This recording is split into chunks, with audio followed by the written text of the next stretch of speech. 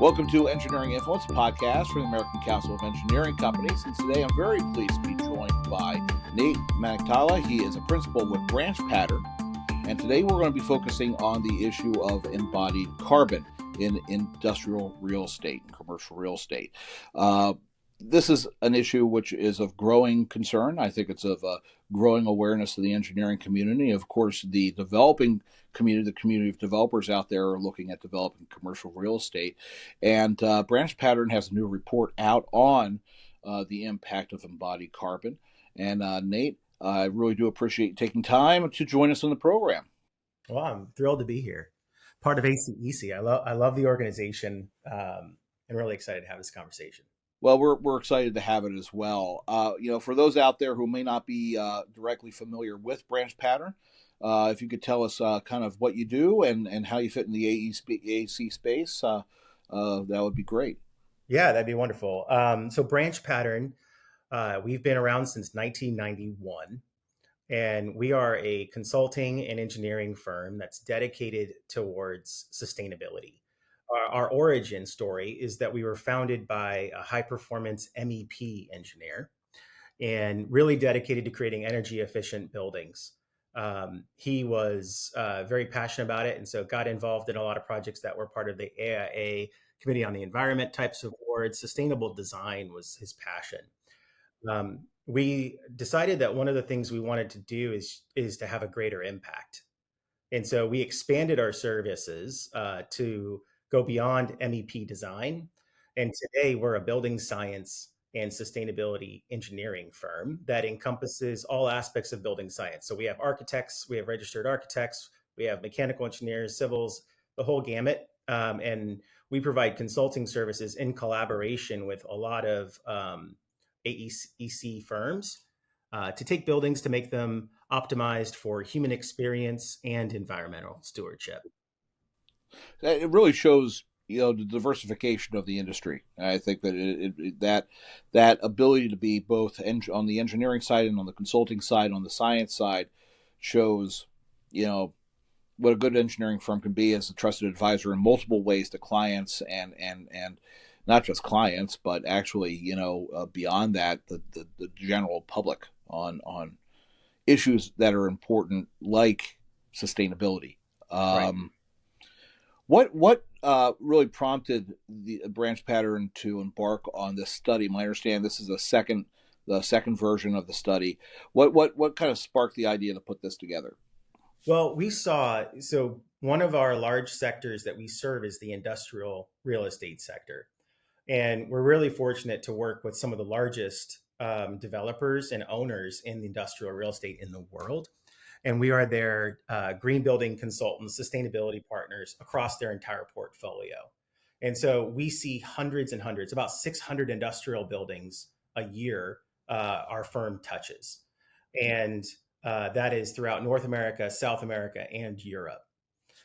We also noticed that a lot of the research and the information around embodied carbon tended to be centered on other sectors, the non-industrial sectors, right? The Carbon Leadership Forum, a wonderful organization that we fully support and participate in, established some benchmarks. But in 2023, when we were reviewing their benchmark, they had 2 industrial buildings in the entire benchmark. And we thought to ourselves, one of our core values is advocacy.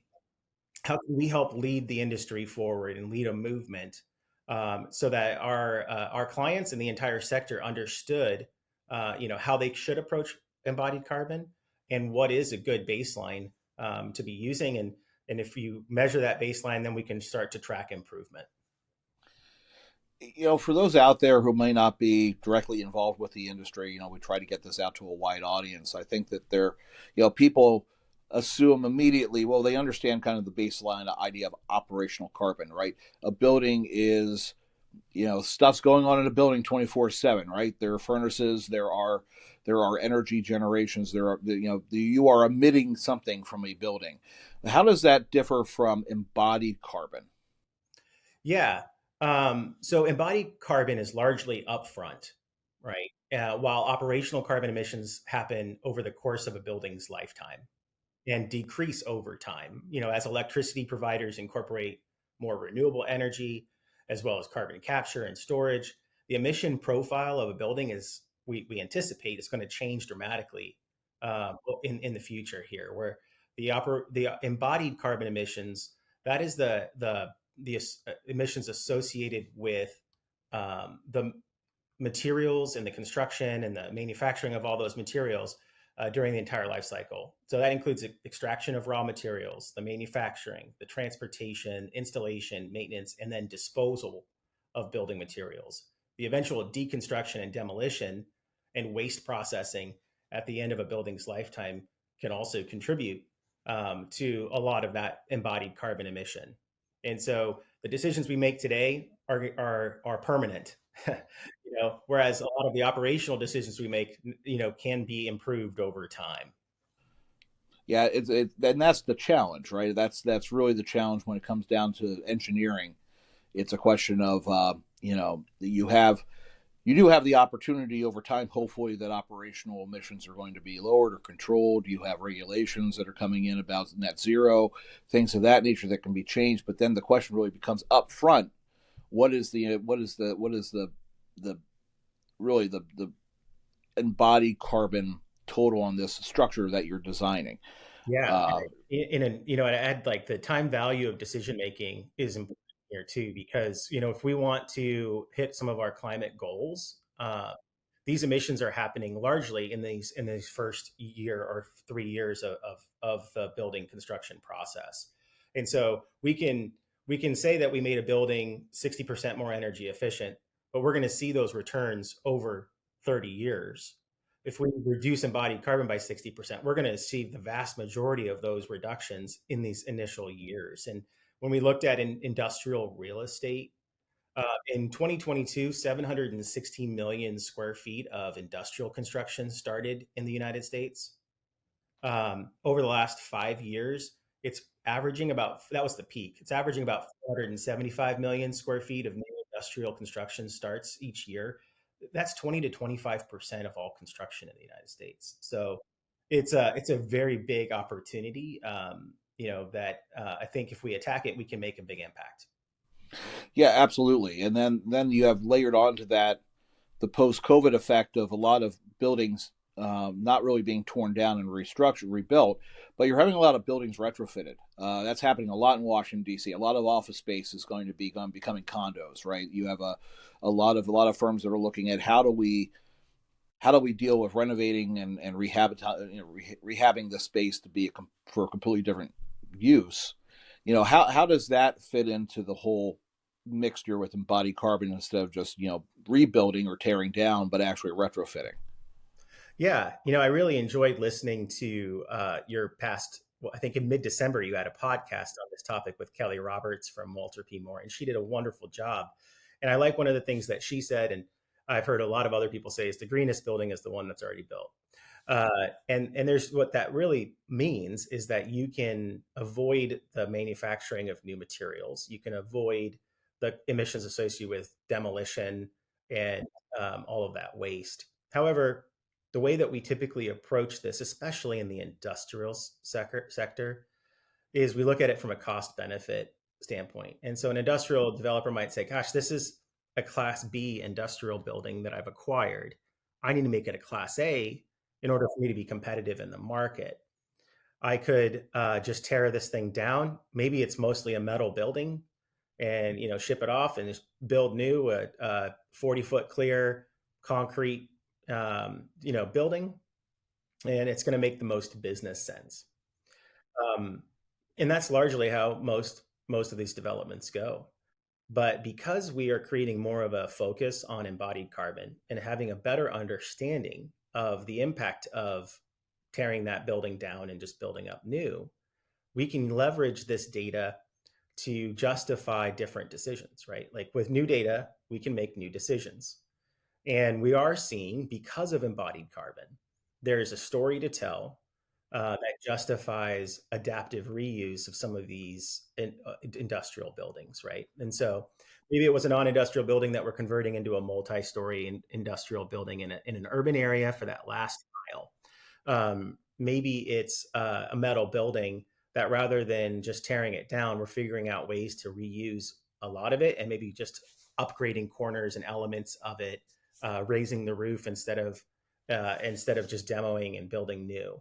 And we work with our clients and all the design teams to help quantify how much carbon would be saved by doing Yeah.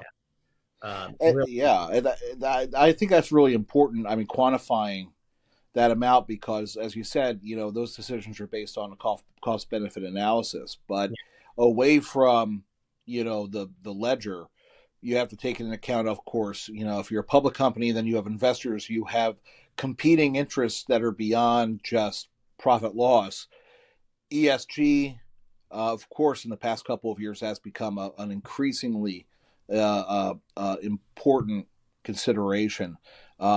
Exactly how a company might be able to position itself in the marketplace for future project development based off of their environmental sustainability scores and such. How do you help quantify that? And in your experience, how have those more softer social impacts help drive the debate on development with embodied carbon? yeah, it really starts with trying to figure out a way to get it on the ledger. How can pollution be on the ledger? And when a company decides to commit to being a socially responsible company, where they're going to be accountable for the pollution that they create, right? And even if governments aren't requiring them to, although some governments, especially the EU, are requiring them to. And so a lot of our companies are global. And so they're kind of reading the tea leaves and they're seeing, okay, well, if we have to do it in Europe, we should just try to figure out a way to do it across our entire organization. And it's the right thing. It's the right thing to do. And it's going to increase investor confidence and a lot of other factors. So how do you put it on the ledger? Well, if you commit to being carbon neutral or offsetting all of the carbon, all of the emissions that you're responsible for, the offsetting of that's going to have a cost. And so, what is the cost of carbon?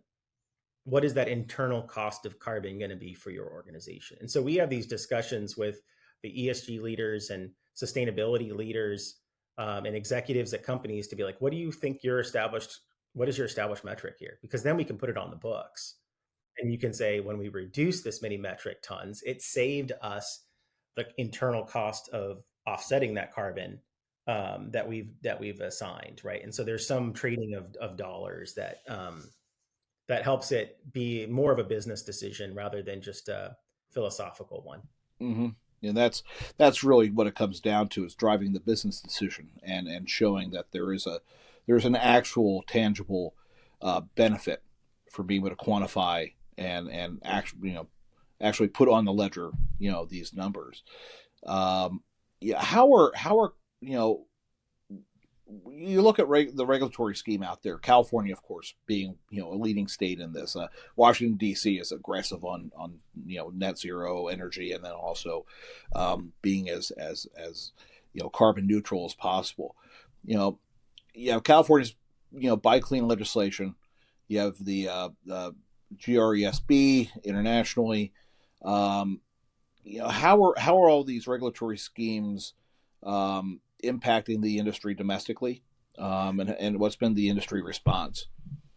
Yeah, that's a great question. There are these different influences that drive change and innovation, right? In general, and I think it starts with innovators. If you think about the innovation adoption curve, you start with these innovators. Those innovators didn't need policy. They were motivated by a competitive spirit to try to be better and stay ahead, of what's next. And so that's where we start our engagement, is working with those innovators. And then it kind of goes into these early adopters. And these early adopters tend to look at the innovators and say, okay, there's an opportunity here. There's an opportunity for us to find a better way of building buildings. We're interested in learning from those innovators, seeing what's working, what's not, continuing to experiment.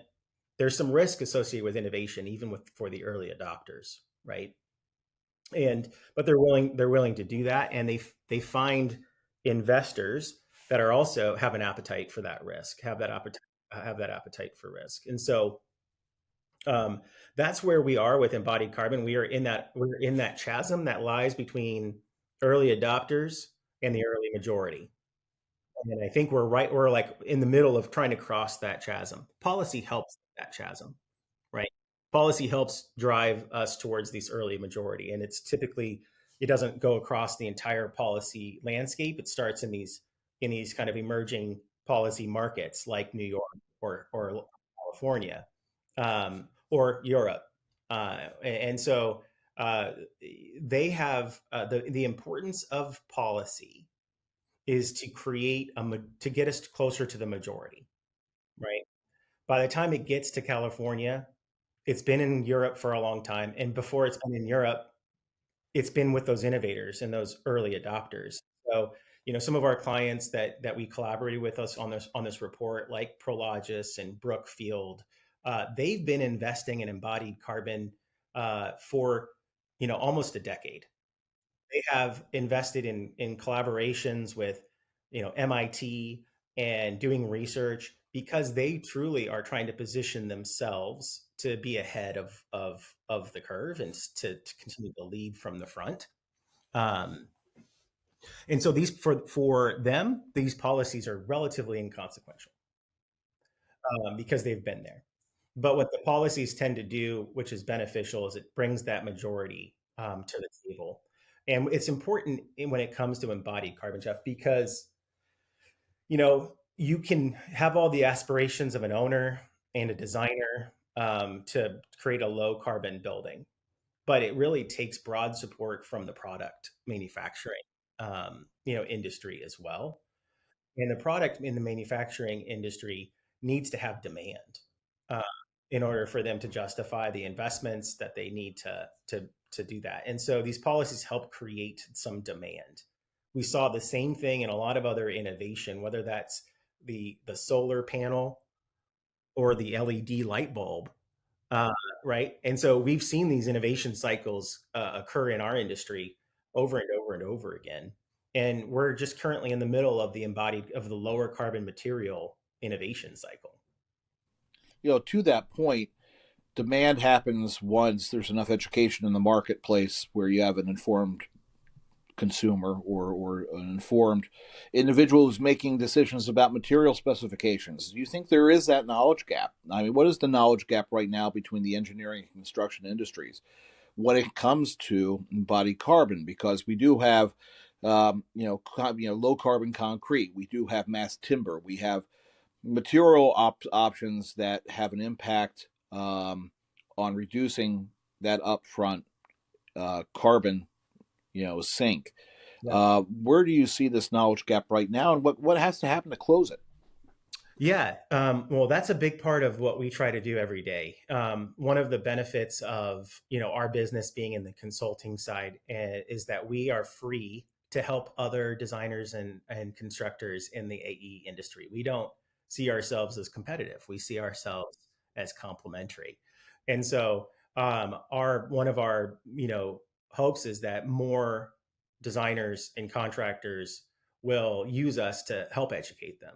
And this means that a lot of times we just come in as part of our advocacy to do education and workshops, and other times they'll actually hire us to look at their specifications and do some analysis and make some recommendations and changes to how they could do a better job of writing their specifications for low carbon targets. For example, rather than just specifying a slab thickness, make it a performance-based slab specification where you're putting PSI requirements and you allow for innovation to happen. Those types of little things we can help with the industry. We've made a lot of progress in the last 5 years. We've been really focused on educating the industry for 5 years. It's been great to see partners like our Carbon Leadership Forum grow in membership, and product manufacturers are innovating.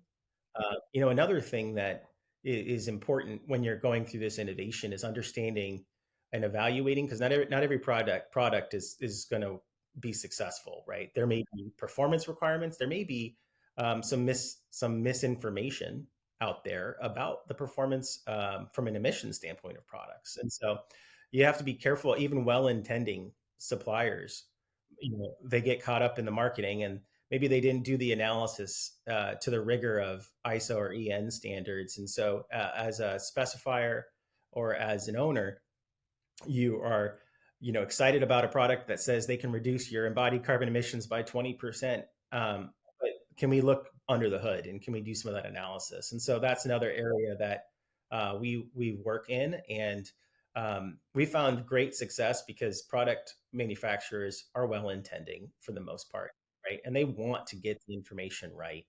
And I think we're in a good spot. And I think that actually the next frontier that we're currently working in is, embodied carbon information around concrete and steel has been maturing rapidly over the last, 5 years, especially. But there are a lot of other product types that it's still very, very early, specifically MEP equipment. So it's like, what are the embodied carbons for these air handlers and these other embodied carbon, and even solar panels, which are, a carbon reduction goal with those. What's the embodied carbon of a solar panel, of a specific solar panel? So that's another, those are areas that we're excited that we're doing a lot of research. And we've partnered with some very large companies that have helped fund some research for us to look at the embodied carbon of MEP systems. Do you think that there's one alternative material that is leading, across others? I mean, we talked mass timber with Walter P. Moore. We'll be going down to Texas to take a look at their Anderson Ball Classroom project, that they have huge mass timber education building in Texas as part of our Engineering and Public Works Roadshow soon. I mean, that's going to be a good example. It stands out because it's wooden buildings. Seeing more of those is always nice. But in your research, is there one that's leading the charge? It's a great question. We wish there were some sexy answers for embodied carbon, but the reality is, a lot like energy efficiency, it takes a lot of little things to reduce embodied carbon. The mass timber construction is really exciting for us. We're very strong advocates for mass timber, because not only is there an embodied carbon benefit, which there is, but there's a biophilic component to mass timber. Biophilia is the phenomena that we love nature as a human species. We are connected to nature. We're biologically predisposed to like natural materials. And so, when we have a mass timber building, yes, we'll enjoy it more. People like in mass timber buildings, but we'll also protect it. And that's the embodied carbon story. We tend not to want to just demolish mass timber buildings. I mean, how many of these buildings that exist in cities today do we have that are loft style with exposed wood beams? And, these buildings could have been torn down for concrete and steel structures, but just culturally, we tend to see concrete and steel as this material that we don't protect like we do a natural wood finish. So, well, it would be nice if we could marry, some of the environmental sustainability positives to just general aesthetics, and go back to I saw images of, and this is kind of a non sequitur, but the Commanders are potentially looking at a new stadium, and then an architecture firm just out of nowhere created drawings where they weren't solicited, but it was a mass timber stadium. Yeah, and it was just to look at it was amazing, because like you said, you're immediately drawn to it, because you're looking at an entire football stadium that is wood, and immediately you're like, yes, please build that, because aesthetically it's going to be so amazing. Yeah. Hopefully, that takes off, and you have that combined benefit. I do have to ask, because when you talk about mass timber, you got to talk about policy. When you talk about policy, you got to look at what's going on in the world. We have potential for tariffs for Canada. Well, guess what? That's where we get a lot of lumber. Right now, how is BranchPattern looking at? I guess, the current situation in Washington, the potential change. Mhm. ESG, environmental issues have been on the forefront for the past decade or so. You have this huge polar shift in Washington.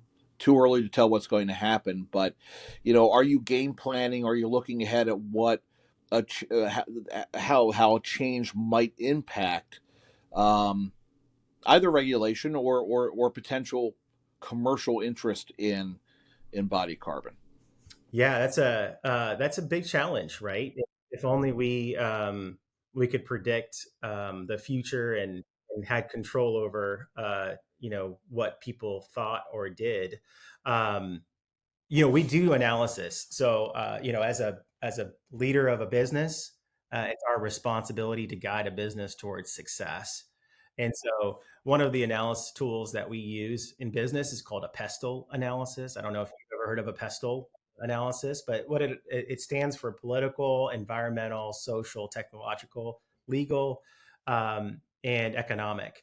And so you have these, you try to look and you do this environmental assessment to say, what are these factors that are outside of our control that could affect my business's success. And so we did that last year, in anticipation of potential political changes in the United States. And we ran a scenario in which Harris won and a scenario in which Trump won, and we tried to look at what those things were. Um, it's it's challenging to know. It's what One of the things that I feel anecdotally is interesting is that, in this case, we've been through a Trump presidency before, so it's a little bit easier to have a reference point than if it was a whole new individual, right? What happened during Trump's last presidency is that sustainability it grew in importance. There was significant advancement in the movement to build greener and better buildings. Um, there was economic growth.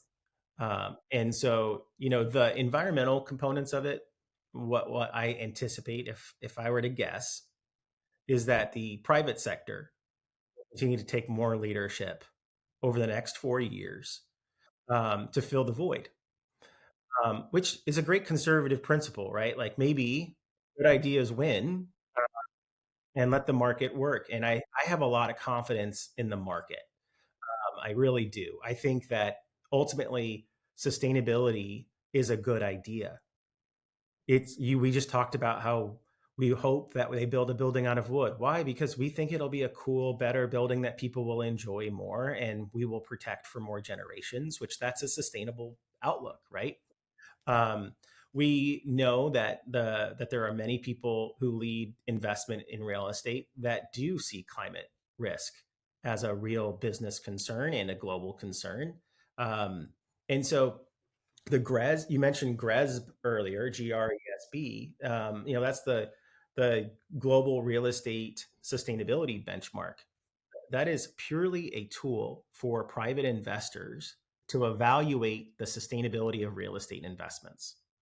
And so the number of people that have been participating in that benchmark, it's a voluntary disclosure program for real estate companies to disclose the sustainability performance of of a real estate portfolio. And so that investors can use that as a tool when evaluating where they want to invest in different funds. That grew significantly under Donald Trump's last administration, not because of anything he did, but because sustainability is creating enough value on its own. So, we're staying the course because we believe it's the right thing to do, and I think we're also pretty well positioned that we don't do things. We're not code driven as an organization. We try to be beyond that, and we try to find people who are in that innovator, early adopter stage that are really interested in outcomes. Yeah. I think as technology and sustainability merge, and as the two kind of pushes it along, there's a greater interest, on the private sector to be that's the differentiator. And I think you're right. I think that the market is going to push this forward, but the important thing is with firms like yours and the firms throughout ACEC is it's a great opportunity to educate policymakers on these topics, to bring it up to them, and because I know there are very few members of Congress who are engineers. There are even fewer who understand. I think there's Bruce Westerman, who is an engineer and also a professional forester, and is a huge proponent of mass timber, but he's like one of hundreds who don't get it. So it's up to us to educate those people in power on the importance of this from a environmental standpoint, but then also to push the industry and push clients Yes. to take the risk to embrace these things. Yeah. It's a great report, and it's a great conversation, Nate. I'd love to have you back on the show. For those who want to get a hold of this report, where should they go, and where should they go to learn more about BranchPattern? Yeah, absolutely. So our website is branchpattern.com. And you can go on our website. We've got this report. We also have a lot of other research that we've posted in our perspectives and our thought leadership. There's a knowledge library there, and you can download a copy of this full report. It does a really good job of providing, if anybody in the industrial sector, kind of where to focus. And so, yeah, hopefully it's beneficial. And definitely on there, there's also all of our contact information, and advocacy is a key principle for us. And so, we really look forward to engaging with the industry to help solve these problems, because I don't think it's a political problem. I think it's a problem that the people, we're all empowered to control. The power isn't with politicians. The power is with us, right? And so if we can drive the industry forward, we can make the change we want. That's a great way. I think that's a great way to close the conversation, Nate. Nate Maniktala, he's a principal with BranchPattern.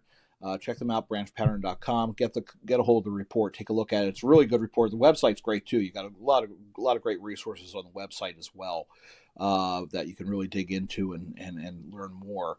So I do appreciate you coming on the show, and I look forward to extending the conversation in the future. Absolutely. Thanks for having me. Fantastic. And again, this has been Engineering Influence podcast from the American Council of Engineering Companies, and we will see you next time.